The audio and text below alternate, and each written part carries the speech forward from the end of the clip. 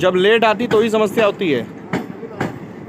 अगर ये कुछ नहीं करे, ये वो चला दे ना, वरुणा खाली चला दे, वरुणा जो कानपुर से वाराणसी चलती थी, और वो देखिए लखनऊ से चलती है, आज भी लखनऊ से बड़ी लाइन से चल रही है। वो लखनऊ से पहले थी, बाद में इधर बढ़ाया था, टिकट आती